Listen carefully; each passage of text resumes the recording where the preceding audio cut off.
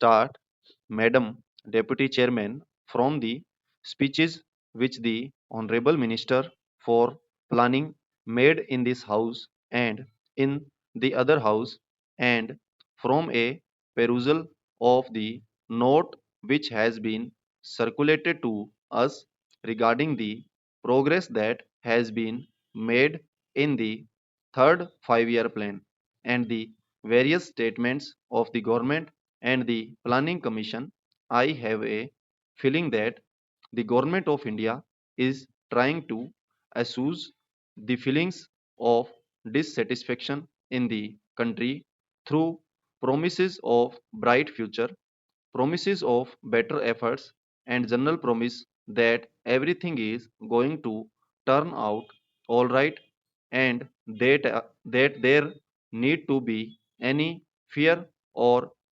anxiety in the country.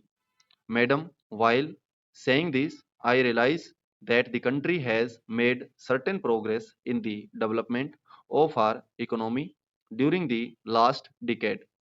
Industrial production has increased, agricultural production has increased, the productive capacity has been built up, and we have also got employment opportunities being created. Above all, we have gained valuable experience in the development of our economy, especially in planning, and these are all to the credit side of the plan. Unfortunately, madam, the price that we have paid for this progress is rather heavy. The imbalances that we have created are likely to go out of control unless definite steps are taken to see that the imbalances are corrected at the earliest opportunity.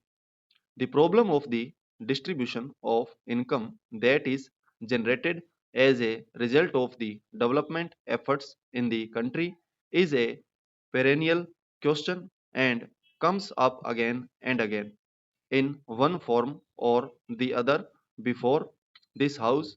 And though I realize that no definite opinion is possible unless we have got some authoritative data and analysis on the subject, there is clear indication of the fact that if not economic wealth, at least economic power is being concentrated in favor and fewer hands. As long as economic power is concentrated in such few hands, it will not be possible for us to develop in the manner in which we like, whatever may be our regulatory and control apparatus, whenever may be our policy, whatever may be the objectives that we place before the country. Similarly, the imbalance between the rural and the urban sector is also increasing. I do not know whether in the rural areas some income has been pumped in as a result of our planned development.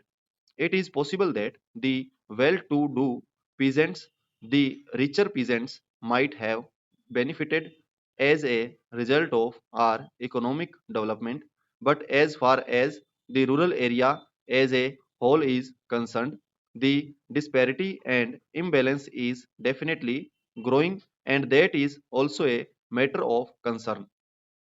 The very fact that urbanization takes place at such a rapid rate in our country is visible proof that the imbalance has been growing, with the result that neither the urban areas nor the rural areas are today in a position to live to life that they were living before our planned development efforts started. Now there is over congestion in the urban areas. The civic amenities are also on the point of breaking down, and they continuously break down with the slightest accident here or there. The slums are increasing at the rapid rate and unemployment is increasing.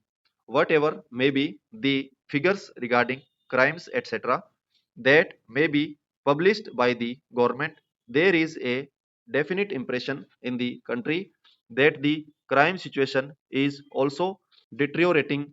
That is because of congestion in the urban areas.